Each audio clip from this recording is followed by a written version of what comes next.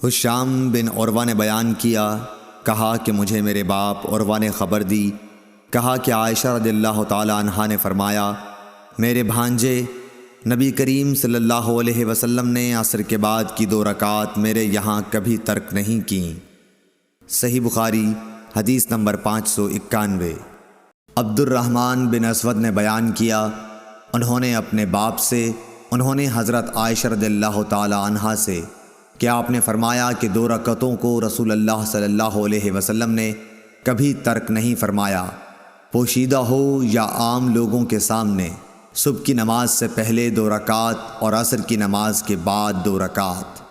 صحیح بخاری حدیث نمبر 592۔ مسروق بن اجدع نے حضرت عائشہ رضی اللہ تعالی عنہا کے اس کہنے پر گواہی دی کہ نبی کریم صلی اللہ علیہ وسلم جب بھی میرے گھر میں عصر کے بعد تشریف لاتے تو 2 رکعت ضرور پڑھتے۔ صحیح بخاری حدیث نمبر 593۔ ابو الملیح عامر بن اسامہ حضلی نے بیان کیا کہ ہم ابر کے دن ایک مرتبہ بریدہ بن حصیب رضی اللہ تعالی عنہ صحابی کے ساتھ تھے۔ انہوں نے فرمایا کہ نماز سویرے پڑھا کرو، کیونکہ نبی کریم صلی اللہ علیہ وسلم نے فرمایا ہے کہ جس نے عصر کی نماز چھوڑی اس کا عمل اکارت ہو گیا۔ صحیح بخاری حدیث نمبر 594۔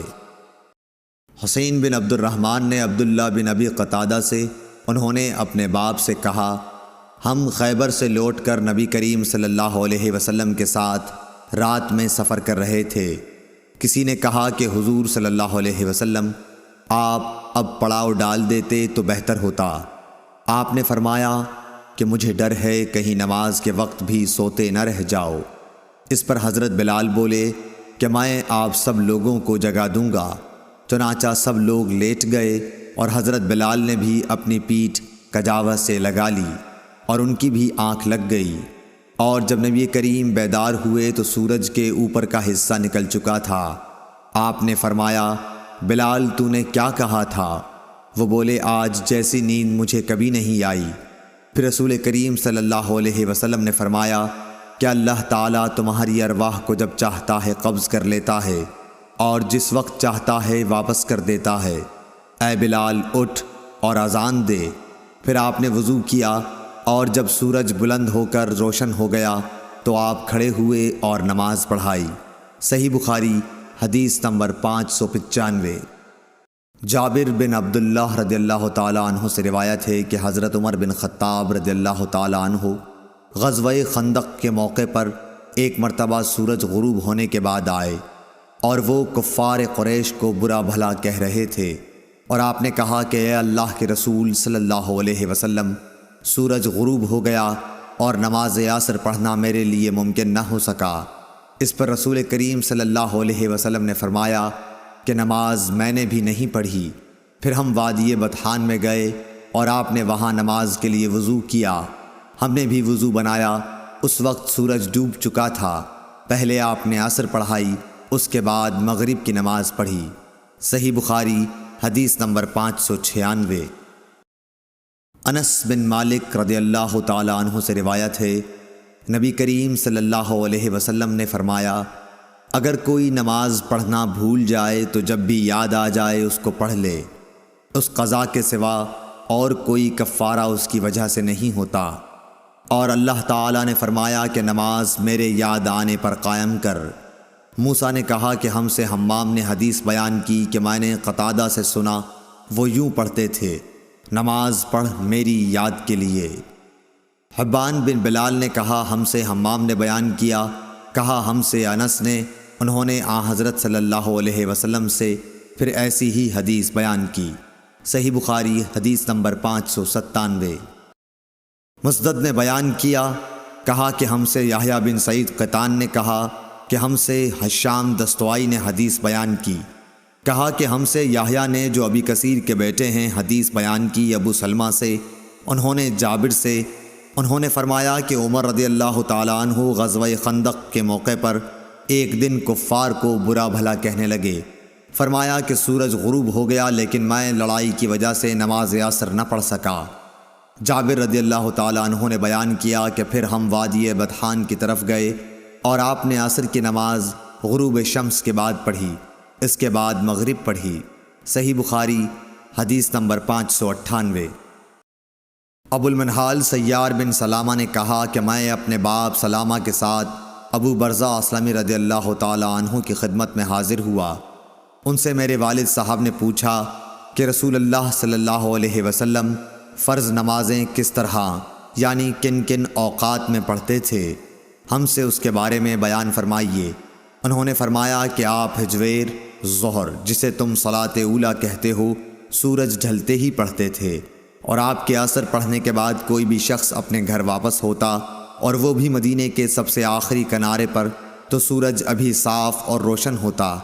مغرب کے بارے میں آپ نے جو کچھ بتایا مجھے یاد نہیں رہا، اور فرمایا کہ عشاء میں آپ تاخیر پسند فرماتے تھے، اس سے پہلے سونے کو اور اس کے بعد بات چیت کرنے کو پسند نہیں کرتے تھے۔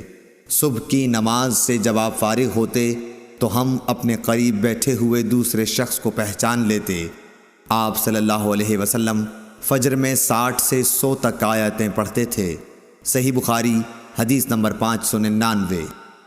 عبداللہ بن صباح نے بیان کیا، کہا ہم سے ابو علی عبید اللہ حنفی نے، کہا ہم سے قراہ بن خالد سدوسی نے، انہوں نے کہا کہ ایک دن حضرت حسن بصری رضی اللہ تعالیٰ عنہ نے بڑی دیر کی اور ہم آپ کا انتظار کرتے رہے۔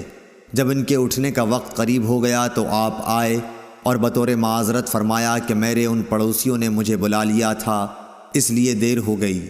پھر بتلایا کہ انس بن مالک رضی اللہ تعالیٰ عنہ نے کہا تھا کہ ہم ایک رات نبی کریم صلی اللہ علیہ وسلم کا انتظار کرتے رہے، تقریباً آدھی رات ہو گئی تو آپ تشریف لائے، پھر ہمیں نماز پڑھائی، اس کے بعد خطبہ دیا۔ پس آپ نے فرمایا کہ دوسروں نے نماز پڑھ لی اور سو گئے، لیکن تم لوگ جب تک نماز کے انتظار میں رہے گویا نماز ہی کی حالت میں رہے ہو۔ امام حسن بصری رحمۃ اللہ علیہ نے فرمایا کہ اگر لوگ کسی خیر کے انتظار میں بیٹھے رہیں تو وہ بھی خیر کی حالت ہی میں ہیں۔ قراہ بن خالد نے کہا کہ حسن کا یہ قول بھی حضرت انس رضی اللہ تعالیٰ عنہ کی حدیث کا ہے جو انہوں نے نبی کریم صلی اللہ علیہ وسلم سے روایت کی ہے۔ صحیح بخاری حدیث نمبر 600۔ سالم بن عبداللہ بن عمر رضی اللہ تعالیٰ عنہ اور ابو بکر بن ابی حتمہ نے حدیث بیان کی کہ عبداللہ بن عمر رضی اللہ تعالیٰ عنہ نے فرمایا کہ نبی کریم صلی اللہ علیہ وسلم نے عشاء کی نماز پڑھی اپنی زندگی کے آخری زمانے میں۔ سلام پھیرنے کے بعد آپ کھڑے ہوئے اور فرمایا کہ اس رات کے متعلق تمہیں کچھ معلوم ہے؟ آج سلام پھیرنے کے بعد آپ کھڑے ہوئے اور فرمایا کہ اس رات کے متعلق تمہیں کچھ معلوم ہے؟ آج اس روئے زمین پر جتنے انسان زندہ ہیں 100 سال بعد ان میں سے کوئی بھی باقی نہیں رہے گا۔ لوگوں نے حضور صلی اللہ علیہ وسلم کا کلام سمجھنے میں غلطی کی اور مختلف باتیں کرنے لگے۔ ابو مسعود رضی اللہ تعالیٰ عنہ نے یہ سمجھا کہ 100 برس بعد قیامت آئے گی، حالانکہ آپ کا مقصد صرف یہ تھا کہ جو لوگ آج اس گفتگو کے وقت زمین پر بستے ہیں ان میں سے کوئی بھی آج سے 1 صدی بعد باقی نہیں رہے گا۔ آپ صلی اللہ علیہ وسلم کا مطلب یہ تھا کہ 100 برس میں یہ قرن گزر جائے گا۔ صحیح بخاری حدیث نمبر 601۔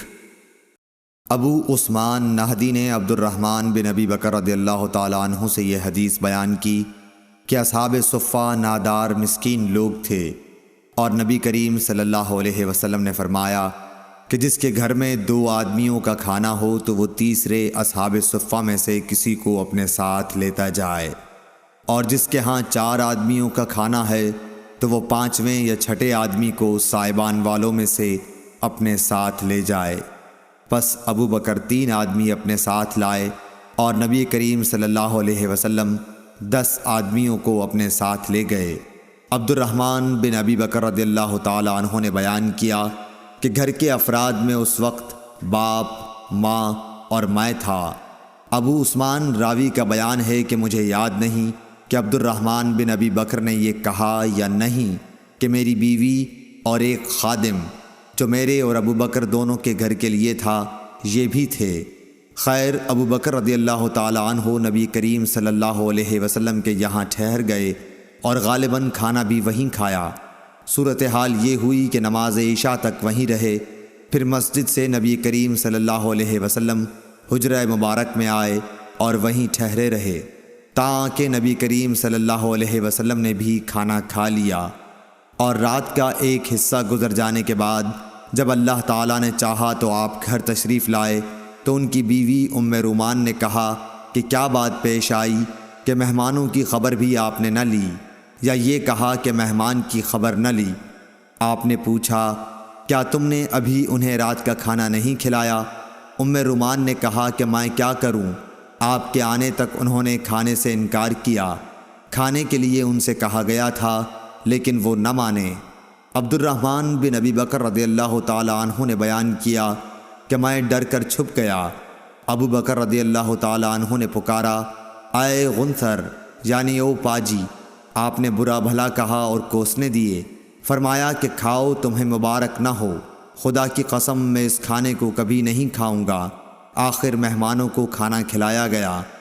عبد الرحمن رضی اللہ تعالی عنہ نے کہا، خدا گواہ ہے کہ ہم ادھر ایک لقمہ لیتے تھے اور نیچے سے پہلے سے بھی زیادہ کھانا ہو جاتا تھا۔